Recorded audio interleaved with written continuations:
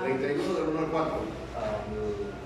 Habló Dios a Moisés diciendo: mira, he llamado por nombre a Bezaleel, hijo de Uri, hijo de Hur, de la tribu de Judá, y lo he llenado de Espíritu de Dios, en sabiduría, en inteligencia, en ciencia y en toda arte. Amén.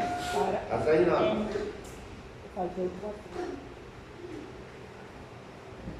El 4, para inventar diseños, para trabajar en oro, en plata y en bronce y en aceite.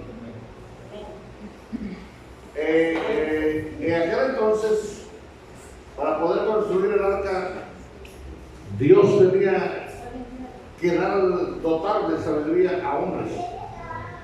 Y aquí ese texto está hablando que a él le plació llamar a Bezaleel, y luego llenó, dice, lo he llenado del Espíritu de Dios en sabiduría, en inteligencia, en ciencia y en todo arte. Bien, magnífico este hombre, Vea todo lo que Dios le dio. Lo llenó de sabiduría. Era el hombre más inteligente de la época, sin rebasar a Moisés. Inteligente en las artes, en ciencia y en toda arte. Y él, con la sabiduría que tenía que inventar los diseños para trabajar el oro, en plata y en bronce. Todo, escuchen, sin la sabiduría de Dios, ellos no hubieran podido trabajar, porque la sabiduría, la ciencia, la inteligencia de Dios, qué importante es, qué importante fue en la época de ellos y hoy actualmente, porque qué pasara si no hubiera ciencia, si no hubiera sabiduría de Dios. ¿Cómo estuviera la humanidad sin la sabiduría de Dios? Por eso es que a Dios le plació llamar a Bezaleel, y nombró a otro hombre también llamado Aholiab. Lo llamó también para la misma obra. Fueron dos hombres que fueron llamados, y fueron llamados para proyectar y enseñar a los demás, a sus discípulos, a sus alumnos, para que también fuesen sus ayudantes, para que fueran oficiales en esas artes, de tal manera que ya podemos imaginarnos la categoría, la calidad de la que estaba hecho el tabernáculo. Amén. Dice gloria a Dios. Gloria a Dios. Vamos a otro tema. Escriban: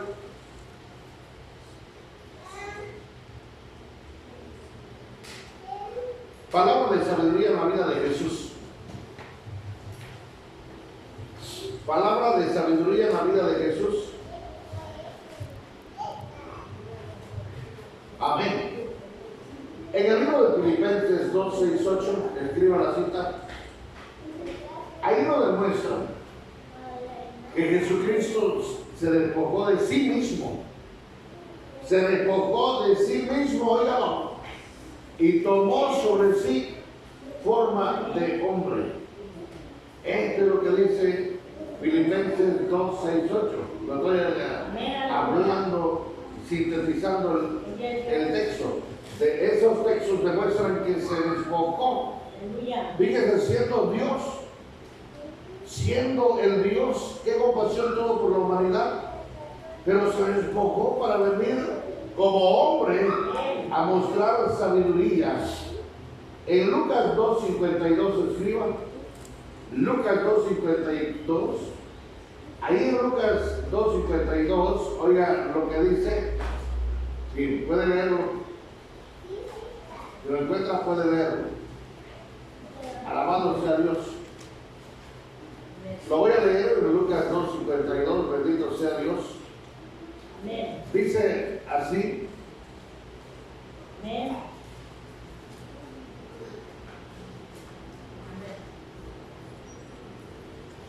Vive Dios. Y Jesús crecía en sabiduría. Oye esto. Crecía en sabiduría.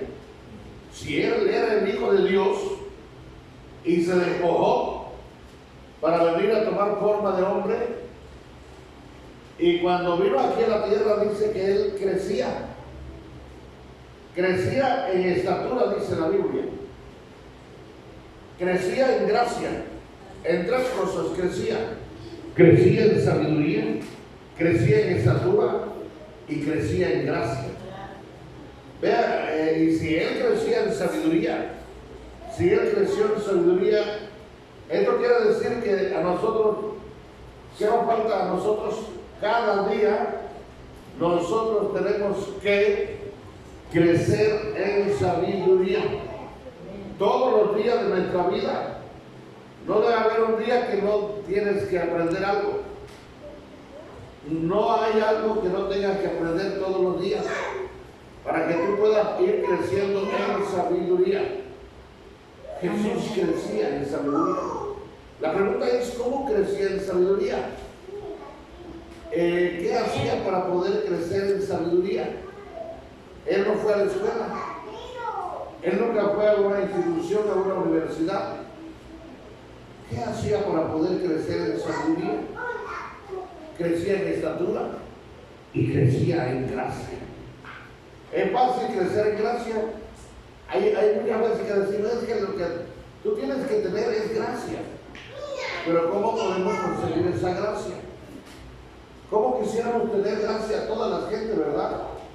¿A cuántos de ustedes les gustaría tener gracia? ¿A cuántos de ustedes les gustaría, nos gustaría tener gracia? Pero la gracia que viene de Dios, porque hay gracia de los hombres. Cuando la gracia viene de Dios, esa gracia le cae bien a todo el mundo, a todas las personas, no solo a X persona. La gracia de Dios invade a todas al enemigo. La gracia, porque es una gracia que viene del poder del Espíritu Santo. Y Jesús crecía en gracia y crecía en sabiduría. Si Jesús crecía en sabiduría, nosotros también tenemos que crecer en sabiduría. ¿Hasta cuándo tenemos que dejar de crecer en sabiduría? Pregunto, ¿hasta cuándo tienes que dejar de crecer en sabiduría? Conteste, ¿hasta cuándo? Ande, ¿hasta los 60 años? Después de que haya salido de la universidad, hasta que salga de la universidad. ¿Hasta cuándo tienes que dejar de obtener sabiduría? Hasta que muramos. Hasta que nos muramos. La Biblia es la fuente de sabiduría número 1. Y así tengas 70, 80, 90 años, la Biblia te va a seguir instruyendo. A la Biblia nunca se le termina de aprender. Si usted lee la Biblia, el mismo capítulo 10 veces, Dios te va a enseñar 10 veces de diferente forma. Cuando no se permitía predicar el Evangelio en Rusia, dice que un misionero solamente llevaba un texto en la bolsa de su pantalón, no llevaba la Biblia porque no permitían predicar en Rusia. Y dice que ese texto lo predicó 100 veces en diferentes formas, diferentes enfoques. Vea usted cómo, ¿quién lo hizo? Es Dios quien le dio sabiduría para predicar el mismo texto. Amén. Pero oiga, hizo 100 predicaciones con el mismo texto, pero dándole diferentes enfoques. Yo leo la Biblia y de repente el Espíritu Santo abre mi entendimiento y ahora entiendo otra cosa. Y si la sigo leyendo entiendo otra cosa. Es que la Biblia es un libro incomparable. Es el libro incomparable y la Biblia dice, Jesús crecía en sabiduría. La gente se maravillaba de la sabiduría de Jesús. Mateo 13:54. La gente se maravillaba de la sabiduría de Jesucristo, es lo que dice Mateo 13:54. Bendito sea Dios. Alabe a Dios. Bendito sea su nombre. Lo voy a leer para que lo escuche bien. Mateo 13:54.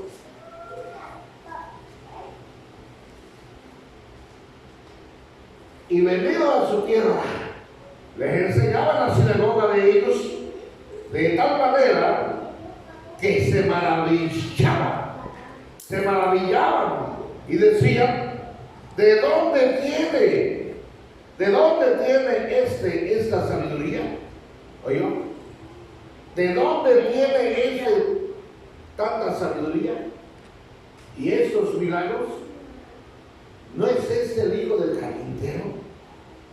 ¿No es ese el hijo del carpintero? ¿No se llama su madre María y sus hermanos Jacobo y los demás? Amén. ¿De dónde pues vienen todas estas cosas? Y se escandalizaban por él. Por él. La gente se quedó maravillada. A la edad de 12 años dejó maravillados los doctores de la ley. A la edad de 12 años dejó maravillados. Pero podremos hablar toda la noche hablando de sabiduría de Jesús. Pero vamos a dejar que sea. Amén. Lo único que quiero hablar de Jesús, porque es importante, cuando el diablo lo tentó, Lucas 4, del 3 al 14, dice, hermanos, que Jesús no discutió con Satanás. Jesús no discutió con Satanás. No discutió. ¿Por qué no discutió Jesús con Satanás? Porque Jesús solo le daba el toque a la palabra. Citaba los textos. Citaba la palabra. No solo de pan vivirá el hombre. No solo de pan vivirá el hombre. Al Señor tu Dios no tentarás. No hubo ninguna discusión.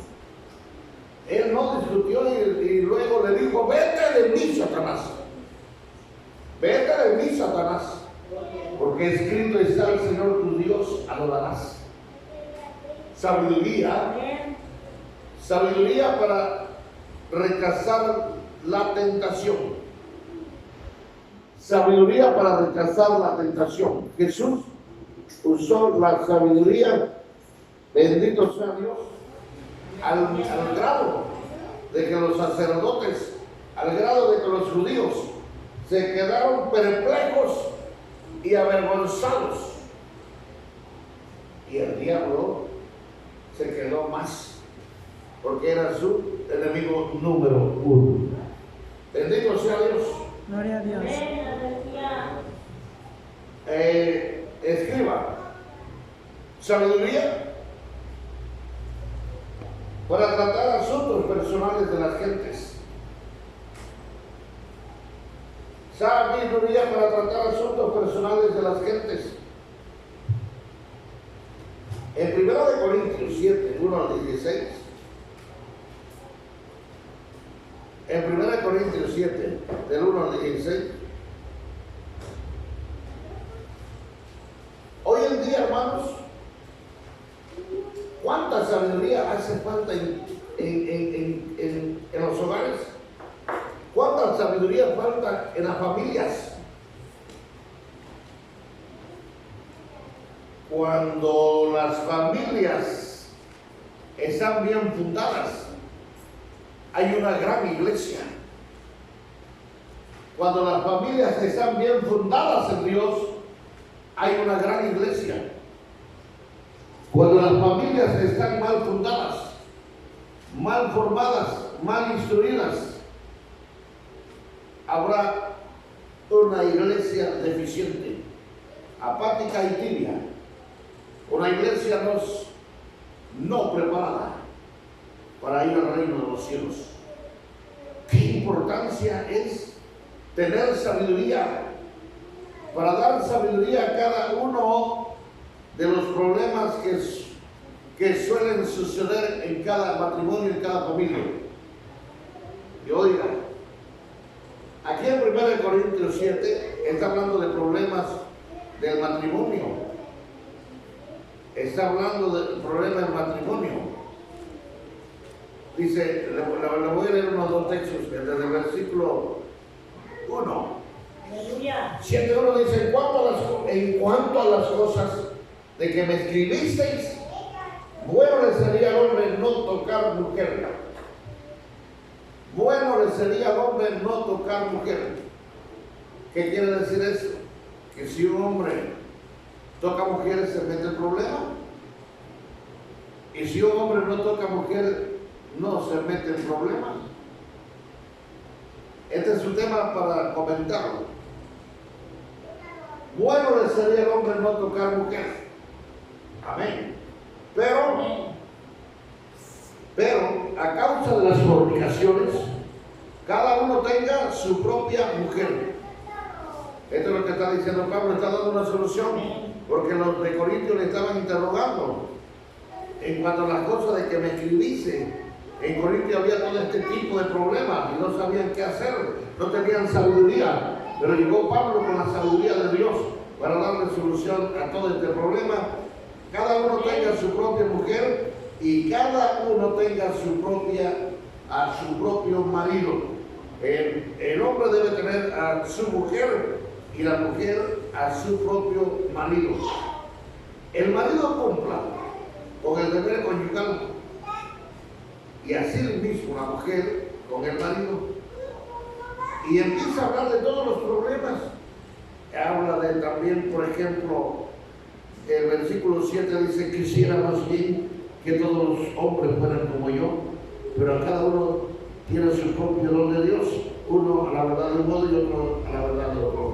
Digo pues a los solteros y a las viudas que bueno les fuera quedarse como yo, pero si no tienen el don de continencia, cásense, pues mejor es casarse que estarse quemando. Pero los que están unidos en matrimonio, hermanos, no yo, sino el Señor, que la mujer no se separe del marido, que la mujer no se separe del marido, y si se separa, quédese sin casar. Si se separa, quédese sin casar o reconcíliese con su marido, y que el marido no abandone a su mujer. Nomás si le pone agua caliente en la varilla. Está de moda todo eso. Más que en la época de Pablo no había esto, ¿verdad, hermana Luz? Pero hoy como está la situación de que club de mujeres liberales, club de mujeres estoicas y bueno, y club de mandilones y club de hombres, ha surgido tanto. Escuchen, hoy hay más problemas que en la época de Pablo. En la época de Pablo no había tantos gayes.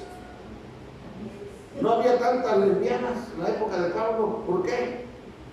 Porque no los aceptaban ellos. Porque Pablo oraba por ellos. Oraba por las lesbianas y se convertían a Jesucristo. Como hoy en día hay muchos hombres que tuvieron ese espíritu de gay, pero tuvieron la decisión de conseguir la hombría, porque fueron hombres y no mujeres. No fueron mujeres sino hombres. Hoy hay más problemas todavía, pero para eso se necesita sabiduría. Amén. Digan amén. Ay, Dios. Sabiduría Bendito sea Dios. Estamos hablando de las donde se quedaban maravillados con los milagros y luego de problemas matrimoniales en 1 Corintios 7. Amén. Dice gloria a Jesús. Gloria a Jesús. Vamos a ver. Todo eso va a hablar de sabiduría, sabiduría, sabiduría, sabiduría. Amén. Solo vamos a tratar a Salomón. ¿Cómo hizo Salomón para obtener toda esa sabiduría? Voy a hacer una pregunta. ¿Cómo hizo Salomón para obtener toda la sabiduría que Dios le dio? ¿Cómo se la dio Dios? ¿Cómo la recibió? ¿Cómo? ¿Cómo la recibió Salomón toda la sabiduría? ¿Cómo la fue recibiendo? ¿De qué manera fue recibiendo la sabiduría? Pues en cada caso que se le presentaba. En cada caso que se presentaba, él tenía sabiduría de Dios. Ahí estaba el Espíritu Santo obrando. Ahí estaba el Espíritu Santo obrando, como en el caso de las mujeres que dormían juntas. Y el problema era grave. El hambre era fuerte. Hoy no hay hambre. En aquel entonces se estaban comiendo a los propios hijos. En aquel entonces dormían dos mujeres juntas y acordaron a comerse a sus muchachos. Y dijo una: primero vamos a comernos al tuyo y a ver qué saborcito nos da. El hambre era hambre y se lo comieron en biuche, en tamales, quién sabe cómo se lo comieron. Pero cuando se llenaron. Pero ya cuando le tocaba al otro, la mujer aquella oyó y dijo: no, no. Y no quiso la mujer. Y no quiso la mujer comerse, que mataran a su hijo. Amén.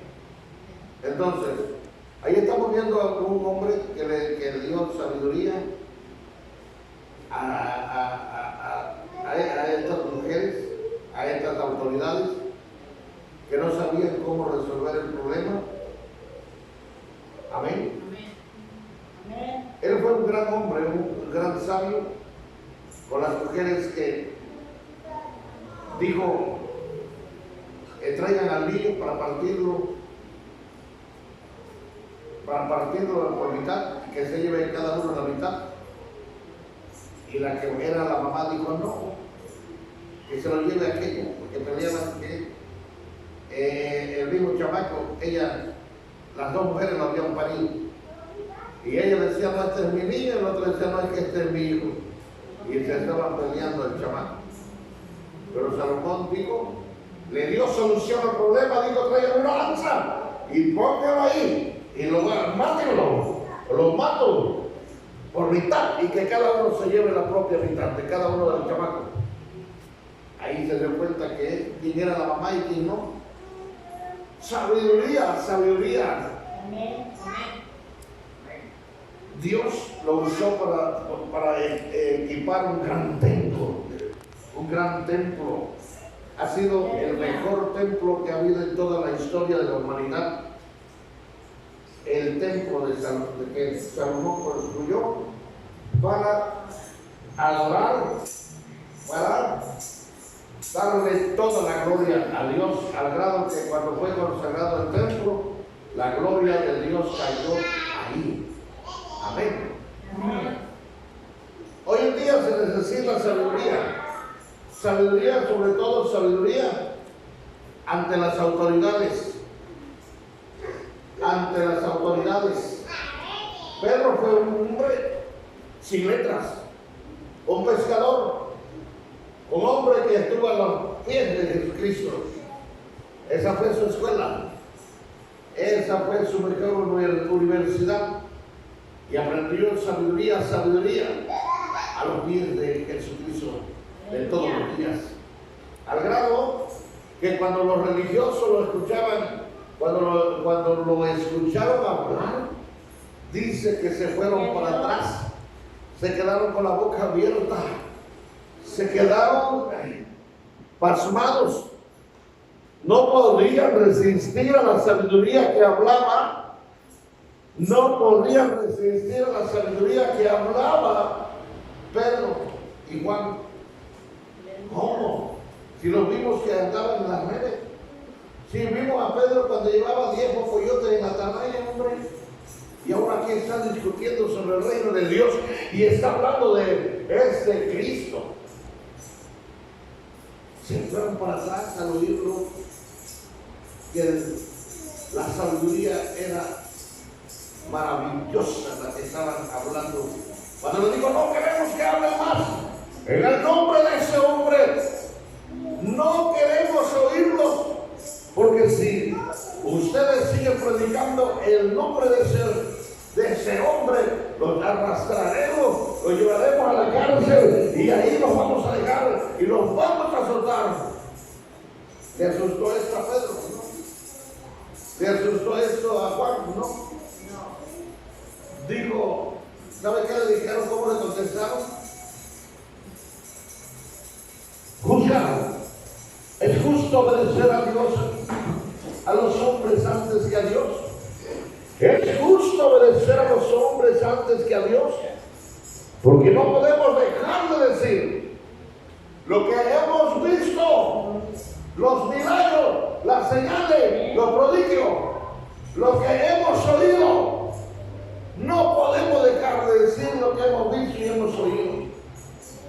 Así nos maten, así nos entierren vivos, nosotros no retrocederemos. Se quedaron perplejos, se quedaron avergonzados al oír la sabiduría que tenían esos hombres. Cuando escucharon hablar a Esteban, cuando levantó su rostro al cielo, vio el trono de Dios y vio a Jesús sentado a la diestra del Padre. Y cuando él dijo, veo al Hijo de Dios sentado a la diestra del Padre, rechinaban los dientes de coraje, rechinaban los dientes de odio. Más, resistieron a la voz del Espíritu Santo, porque Él les habló con mucha sabiduría y lo hizo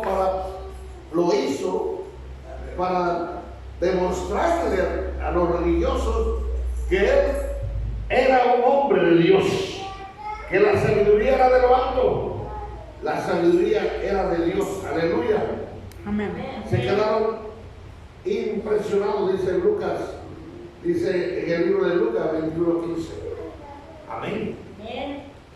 La Biblia dice que hay diversas operaciones de cómo se manifiesta el Espíritu Santo. Hay diversas operaciones. Una es por el Espíritu y otra es por intuición. Muchas veces la sabiduría va a venir por el Espíritu. El Señor dijo, cuando vayan ante las autoridades, cuando nos lleven ante las autoridades, no se preocupen lo que van a hablar.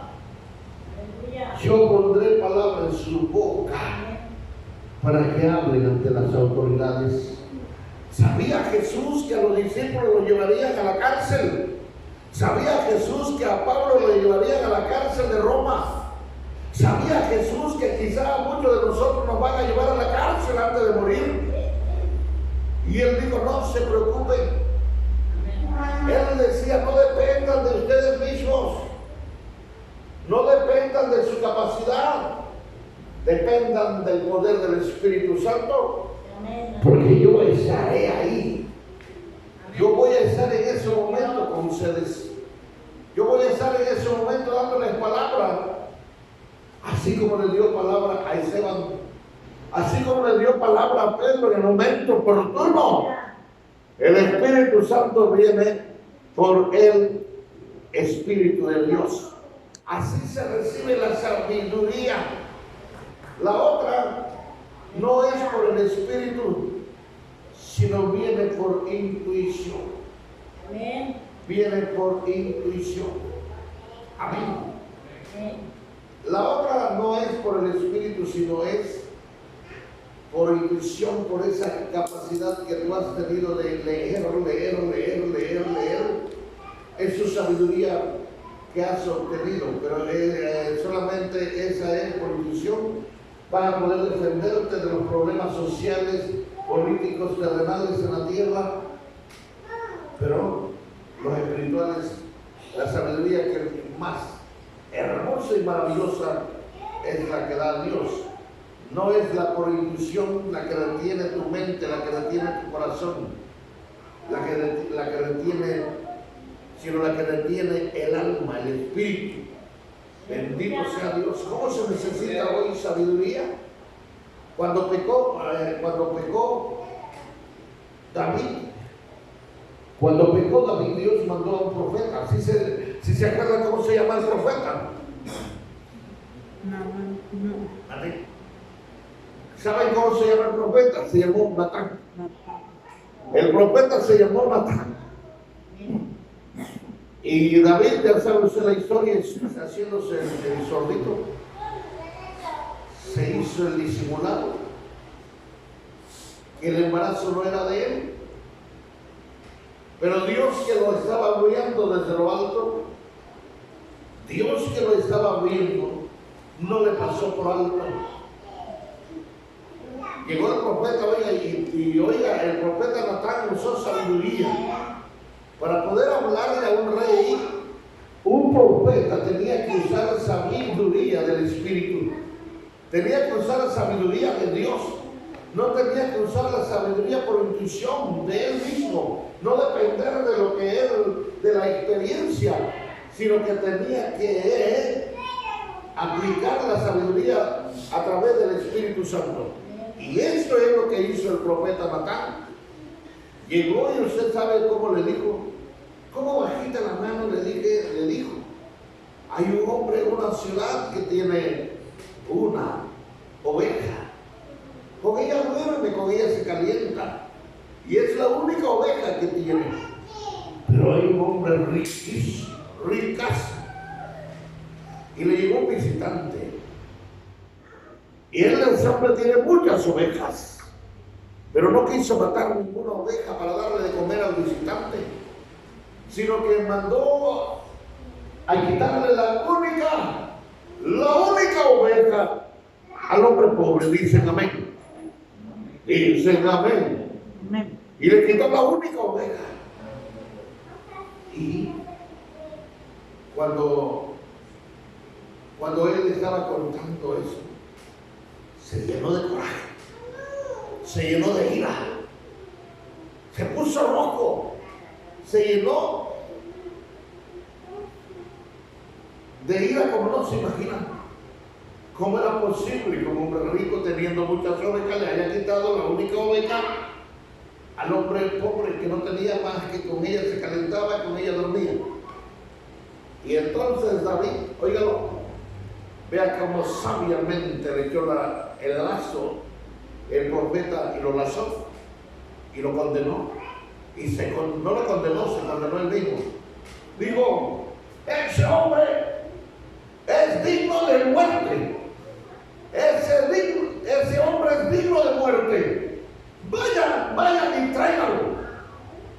No puede ser posible lo que ha hecho.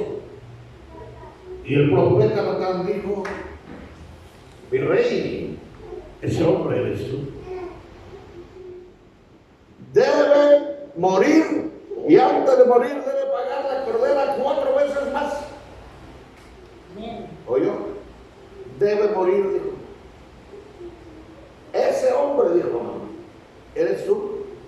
Porque así ha dicho el Señor. Hay tantas damas en Israel, y de todas las damas, las doncellas tú podrías tomar, porque tomaste a la mujer de Urías, el soldado más fiel en tu ejército. ¿Por qué lo defraudaste?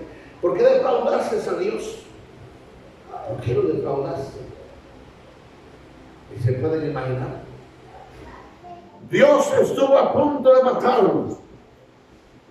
Dios estuvo a punto de matar a David porque mandó a matar a Urias. Y defraudó a Dios. Pero aquí el profeta usó sabiduría para poder hablar con el rey. Y él mismo se sentenció, se condenó. Él mismo ante Dios. Nadie lo condenó. Dios no lo condenó. Dios no lo sentenció. ¿Quién lo sentenció a él? Pipe. ¿Quién sentenció a David? Él. No digo. Irving, ¿quién sentenció a David? Él mismo se sentenció. No necesitó de juez, no necesitó de otro rey, no necesitó de Dios, no necesitó del profeta, sino su voluntad. Por su propia voluntad se sentenció. Sabiduría. ¿Cómo actuó David ahí? ¿Cómo actuó David? Sin sabiduría. ¿Por qué actuó sin sabiduría? Porque había pecado ante Dios. ¿Cómo actuó Natán? Lleno de sabiduría de Dios para sentenciar, para hablar, no para sentenciar, sino para hablarle de su pecado al rey. Amén. Sabiduría, sobre todo sabiduría, es lo que le doy. Nosotros necesitamos. Con la siguiente clase cierro el don de sabiduría, para empezar con el don de ciencia. Uno de los más fáciles para entender es la sabiduría. El don de ciencia va a estar más difícil que lo entiendan.